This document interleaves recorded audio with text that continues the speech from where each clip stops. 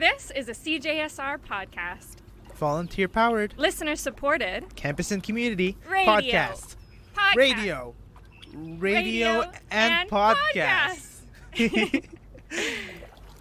Hello and welcome back to That's Food by CJSR, a podcast made with love telling the backstory to food one meal at a time. I'm your host, Marie Choquette. So today we're going to be chatting with a former colleague and now my dear friend, Faaiza Ramji, Canadian producer and co-founder of Field Notes, as we explore the hidden wonders of the Alberta prairies. Field Notes is one of the first companies in North America to make spirits from distilled Alberta peas.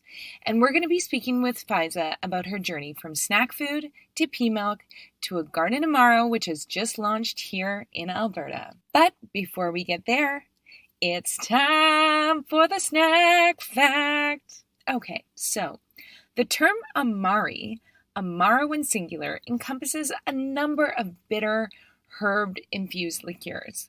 So traditionally, they're made from infusing grapes and brandies with a super secret blend of herbs and aromatics.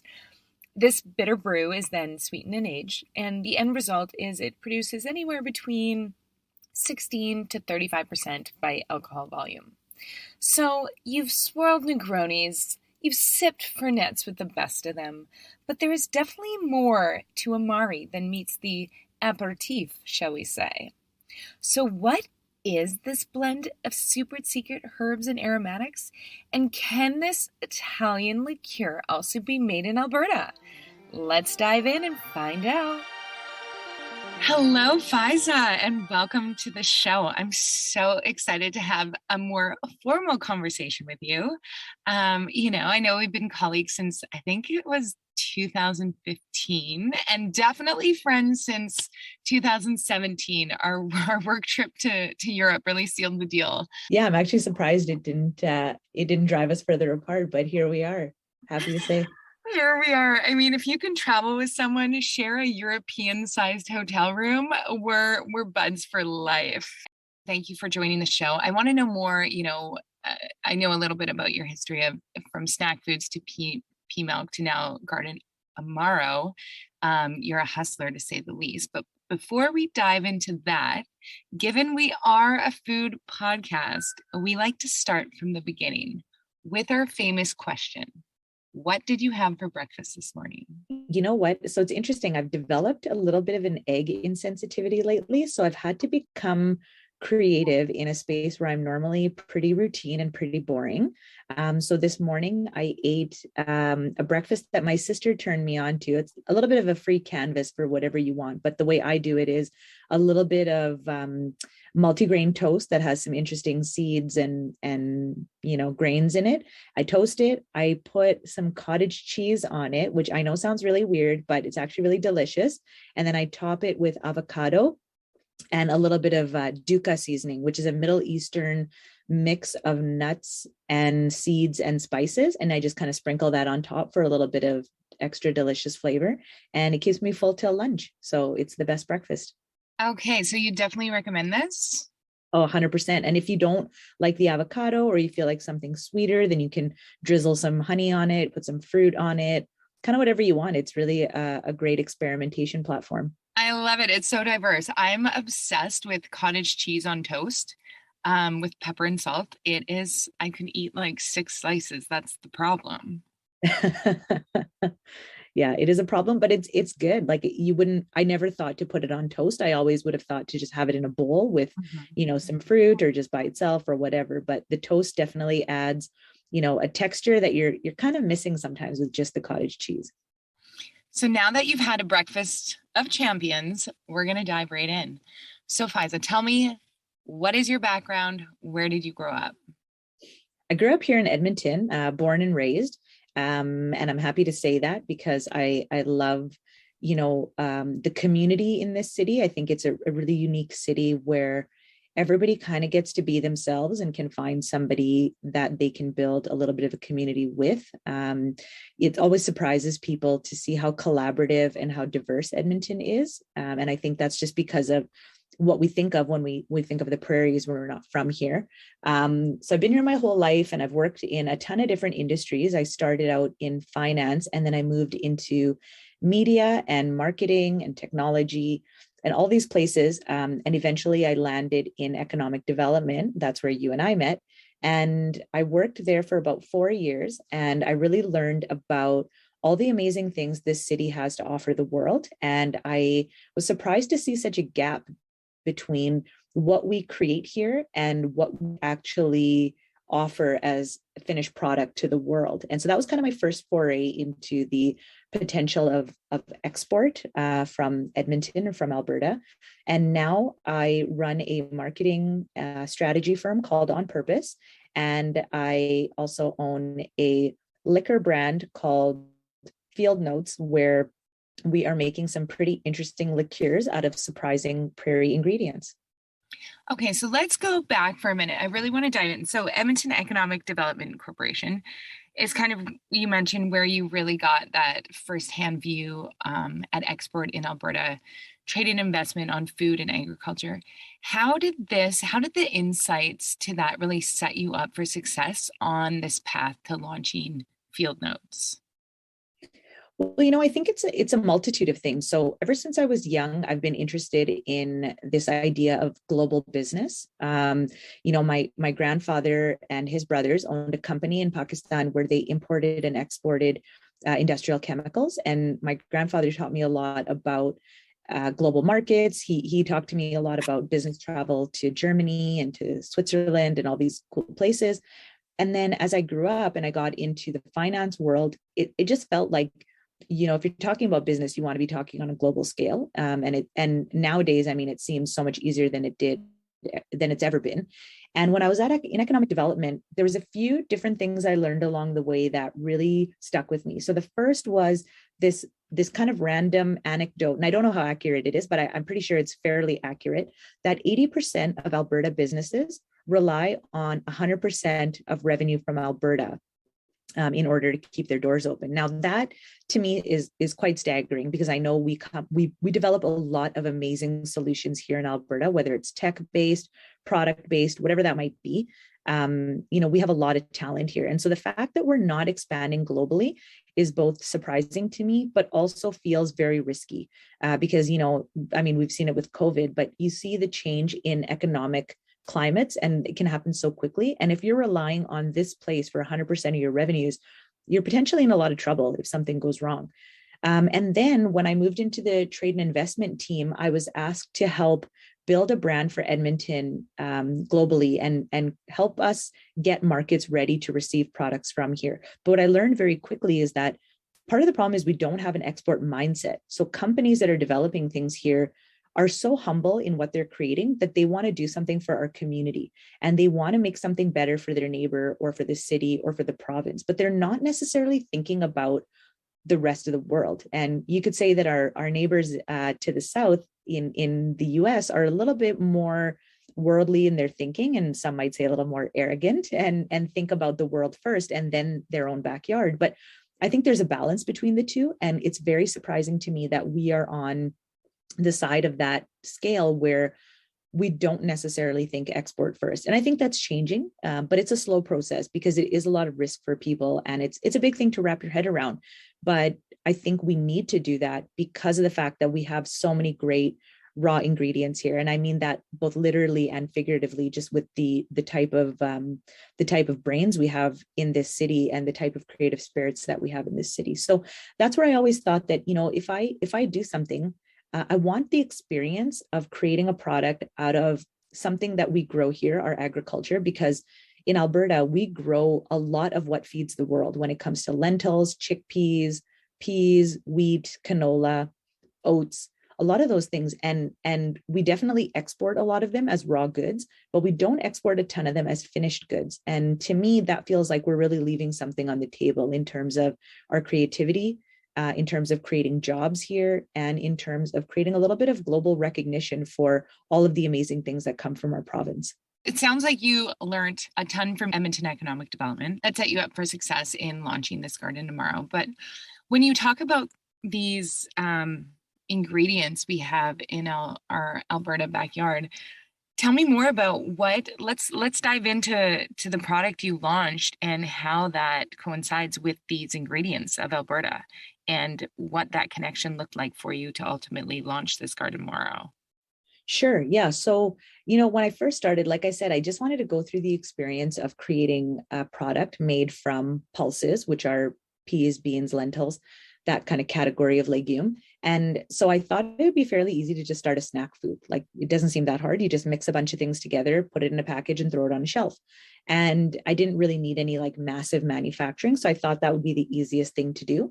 And so saying, kind of putting my flag in the ground, saying I am doing this, helped me get into a lot of really interesting conversations with some very creative and dynamic people, and people who really know what they're talking about when it comes to Alberta agriculture. And so I started chatting with the folks over at NATE at the Center for Culinary Innovation. And of course, they were really excited about somebody wanting to do something with pulses because they're big champions of that industry. And so then they connected me with a farmer from Carstairs, who is now my business partner, Lindsay Good. And he owns a 100-year-old farm where they started with being a ranch and then have converted now into a grain, pulse, and oilseed farm. And we started chatting about the potential for pulses. And he was really interested in helping create more demand for these types of crops, obviously, because he grows them. And so do a lot of his good friends. And so as I started to explore, I kind of decided that the snack food would actually be very expensive on the retail side and maybe not exactly the best product if I want to find something that's kind of a differentiator. And so we started actually looking at dairy alternatives. And initially we thought about oat milk, and this is way before the big craze. It was kind of at the beginning of the oat milk craze.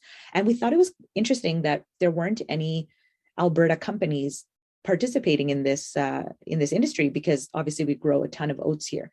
And so we started researching that. And then it seemed like there was a lot of big companies that were kind of just on the cusp of launching. And obviously they've got huge experience and marketing budget and support. So we thought, okay, well, maybe we're not setting ourselves up for success here, but what about peas? And a lot of people don't know that you can actually make a dairy alternative out of peas. And we, again, worked with the Center for Culinary Innovation to create a formula that would be well used in coffee shops by baristas. So the difference between a consumer product and a barista style product is just the amount of fat content. So if you can get a richer beverage, then you can froth it, you can create that beautiful latte art, and it also gives your coffee a rich mouthfeel. And so that's kind of what we were on the cusp of launching. And then COVID hit. And so, of course, in our minds, we thought, oh, okay, well, it's a little bit of a hiccup. The world's going to shut down for a month or so, and then we'll be back to it. And lo and behold, 2 years later, here we are, still not fully back into things. But we kind of abandoned the idea because pea milk does not sound very appetizing. And I just couldn't imagine somebody going up to a counter at a coffee shop and saying, I'd love a tall pea milk latte, please, without actually having a sample of it. And so sampling was a big part of our strategy. And without the opportunity to do that, it just felt like we should put it on hold and maybe just pump the brakes for a bit. So we did that. And in that time, I read an article about people in the US starting to make beer from beans and brewing beans instead of grains. And I think some people in the prairies are doing that as well. I believe there's some folks in Saskatchewan and Alberta that are experimenting with beans. And so I thought, well, peas are starchy, just like grains, and they've got some similar makeup. I wonder if we can distill peas and turn them into an alcohol. And so I found a local distillery here that was willing to help me formulate a product. That's the Fort Distillery out in Fort Saskatchewan. Amazing folks over there. And I went to Nathan and I said, hey, you know what? I've got this idea, but I'm not a distiller and I don't have the facility. Would you mind experimenting with me? And he's like, yeah, of course. Just bring over some peas and let's see what we can create. And the idea for me was not to create a gin or vodka, but of course, vodka is kind of the base for a lot of liqueur because we have a lot of great producers in this province already. But what I thought could be really interesting is how do we add more Alberta ingredients into that and turn it into an Amaro, which is an herbal liqueur that kind of has, Italian roots, but also very widely adopted in other parts of Europe. And it's just a drink that you can have in a really simple manner, either before or after a big meal. It helps your digestion. It helps prime yourself for that meal. And often it has, roots or bark or seeds that are a little bit more medicinal in their nature. So things like fennel, anise, licorice, elderflower, all that kind of stuff. And so we created what we call Don't Call Me Sweet Pea, which is a garden Amaro. Gotta ask, how did you come up with this name? It's so clever. Oh, thank you. It's so funny. So in COVID, I started this, what I call my old lady habit, which is to go for a walk around my neighborhood for an hour every morning. And I did it just to kind of stay sane, I think, at the beginning when we were all trapped in our houses. And what I found is that I really got a lot of clarity and thinking about things that I wasn't even actually actively trying to think about when I was walking. And so that's where I came up with the name Field Notes first. And then for Don't Call Me Sweet Pea, it kind of also just came to me because peas are really fun. You can have a lot of fun with that word, and you can come up with a lot of different takes on common phrases and things like that, like give peas a chance or easy peasy or say peas as you came up with for me. And I was kind of walking and I thought, Don't Call Me Sweet Pea is fun because it's cute, but edgy. It is kind of this idea of like people disregarding a new idea or a new way of thinking or something. And it's kind of a response to that. But yet it also tells you what's in the product, which is peas. I love it. It's so clever. Thank you. I saw one of the recent posts you did, kind of letting some of the secret ingredients out of the bag: dandelion, elderflower, Labrador tea honey. That's right. I mean, all of these ingredients individually I love. And after having tasted Don't Call Me Sweet Pea, it's just, there's so many different flavor profiles. It's so fun to drink. But for people who haven't tasted this yet, how do you recommend they drink it? Like, what is your favorite way that you've tasted it that you're like, yes, this is how I recommend? So, when I initially started it, the goal was to make something for the cocktail curious. So somebody who maybe enjoys drinking cocktails when they're out, but doesn't have a huge bar in their home. I wanted to make it simple enough that you could enjoy just on its own, but complex enough that you can really taste the different ingredients that are in there. And so the first way I used to always recommend it is just simply on the rocks with some cold ice, swirl it around a little bit, and then take a nice little sip. But every time I find people doing something new and interesting with it, that becomes my new favorite. So the first drink I started to really make on the regular was a Spritz, and I would just squeeze some fresh lemon in there or some fresh orange, and then top it up with soda water. And again, very refreshing, because it's so herbaceous and light in nature. I don't feel like it needs a lot. But then I was over at Biera on the south side, and Kristen, who runs the shop over there, she said that it makes an amazing Negroni. And so I thought, I love Negronis, and what a cool thing to try. So if you put it with a little bit of gin and some vermouth, you can use red or white, but white kind of goes a little bit better, and just stir it up, equal parts of all things. That's another really, really delicious way to enjoy it. But yeah, I just encourage people to experiment, and then of course share your recipes with us so that we can share them with everybody else, because I think that's the fun of cocktails, is just experimenting and taking a little bit of the seriousness out of it. And I think given that we're in Alberta and we all know we're buckling up for a cold, long winter, and obviously the layer of a pandemic still, it's fun thing to do is to kind of get into these new niches of, I know for myself, I am exploring cocktails. So this is a fun thing to add to my mini bar throughout the winter. Definitely. Yeah. And it's so funny because at first people said to me, this would make a great summer drink because it's so fresh, it's so herbaceous. But as you start to mix it with different flavors, it becomes a really cozy winter drink as well. I was just chatting with the team over at Token Bitters, and they're fooling around with it a little bit now. I gave them a few tastes of it, and one of the things we talked about is just dropping some of their dark cherry bitters in there, and then adding some other ingredients to complement. I think that sounds delicious. So yeah, it's all an open canvas, and I think we don't need to take ourselves too seriously with anything. just try stuff. And what's the worst that'll happen? You don't like it? That's okay. Just don't make it again. That dark cherry does sound good. Okay, so Faaiza, now that the cat's out of the bag with everything you can do with peas, and not only peas, but peas from Alberta in our own backyard, do you foresee competitors following suit? I hope so. I really hope so, because ultimately the goal here is to connect people with these ingredients that grow here locally and in such abundance, but also to give these growers and farmers more of a market to sell their products. I think, the more I look at historically at the way different crops are priced and how competitive it is and how it's controlled by such a small group and even regulated, like I just feel like these growers don't get the same benefits that we do by being their consumers. And so I really hope that people start doing more with more goods, because that also takes the pressure off of other crops. When we think about things like climate change or increased urbanization or all these things, like we are dealing with scarcity. And if we're relying too much on just one or two crops, that's a dangerous situation to be in, similar to, businesses that aren't exporting. You're putting all your eggs into one little basket. And I hope there's competition, because again, I think that just lends itself for increased creativity.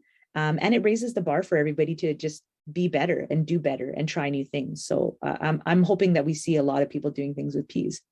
So tell me more about what you hope to see as a whole in Alberta in the agriculture space in the next, let's say 5 to 10 years.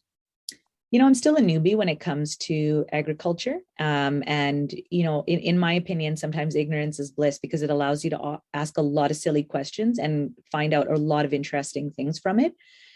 So I don't know still a ton about agriculture, but what I would love to see is, Canada has a really strong brand for amazing ingredients, high quality food, obviously very nice people, but I would love to see that brand narrow down into Alberta. And I would love to see Alberta get its dues for all of the things that we grow here and not be known just for oil and gas or just for wheat and canola or just for one type of technology like, we are for AI. I want to see a little bit more diversity coming to Alberta. And so, I was at Fort Edmonton Park a couple of weeks ago and I was meeting with the team there and we were kind of taking a walk through, and they were telling me about the variety of plants and, herbs and medicinal plants, I guess, that are grown just that are indigenous to that place in Edmonton, specifically to Fort Edmonton Park. And we were just walking and there was like some sage growing and they're like, oh, smell this sage. It's amazing. And I thought, that's really interesting to me. I would have never thought that we have the kind of biodiversity that we have here. And I know there's other folks that are much more seasoned in this than I am and have been, they'll kind of be like, well, yeah, we've been telling you this for years. But I think I would love to just have that become more of a well-known fact. And I would love for people to be more aware of what we actually have here, and for us to be able to go to other parts of the world and say, oh, I'm from Alberta, and say, oh, we love what you guys are doing in Alberta. We love your sage, for example, or we love, these products that are coming out of this province. So have you seen other provinces doing things like that or within that space that you feel like Alberta can follow suit on or adopt? I do think that as a province, we talk a lot about economic diversification. We are finally starting to see some resources being put behind some of our creative industries and behind, advanced technology. But I think there's always been some sort of, from my perspective at least, there's always been some tension between agriculture and oil and gas and energy. And I'm not sure why that is, but to me, it seems like we should be doubling down on everything that we can produce in this province. And that includes the primary production of these crops. And when I say that, I mean the part of the value chain that lets us take what we grow and actually turn it into a product a raw ingredient that people can use to make a final product. And so, with peas, for example, or some other pulses, you need to fraction them. So you need to separate them into their parts of starch, fiber, protein. And we don't have facilities to do that in Alberta. It's a very expensive endeavor, like, tens of millions of dollars. And what I've seen happening in Saskatchewan and Manitoba is that they are investing in those types of facilities from a government level as well as private sector. And I think we need more of that here in Alberta. I mean, I know there are some companies that are working on this privately, and that's amazing. But these to me are like public good. And, I think our government can get a little bit more involved in figuring that out, because it would really help us attract companies from around the world that want to be located and bring jobs and bring investment to a region where this type of production is thriving. So I'll give you an example. Oatly was looking for some places in Canada to manufacture their oat milk. Beyond Meat was looking for places to expand. I know that there's been some really amazing investment in Manitoba and Saskatchewan. I think Roquette, which is a giant plant protein manufacturer, is, I believe, in Manitoba. And that's huge for the province because it brings foreign investment, which is a new way of injecting money into an economy. It brings jobs, which is a great way to spur an economy and get people spending money because they have more money to spend. And it's also a great source of pride, to know that things are made in your province. And so I think that's where we need to be a little bit more aggressive and not miss the opportunity, because people are really excited about the future of plants and vegetables and crops. And we can't really just sit around idle and wait for that to pass us by. Well, look, everything I know about you as my dear friend and former colleague, you are such a curious person. And I'm so excited to watch and see what launching this brand and giving you kind of freedom to move into this space and create conversations and start these connections. I just can't wait to see what you do with this beyond the field notes, because I think you have such an important voice and ideas, and you're so smart. So to be moving towards this space is exciting. Well, thank you. I really appreciate that, because, for me, it was never about making alcohol. It was about learning more about this space. And I think that's why I allowed the opportunity of alcohol to kind of appear in front of me and for me to take hold of it. And so I think every conversation and every new experience will lead to another interesting opportunity. And so I'm equally curious and excited to see what comes next. But I definitely know that it'll involve some really smart people in this province, and a lot of great partnerships and a lot of great conversations. So in the meantime, where can people find this garden Amaro called Don't Call Me Sweet Pea?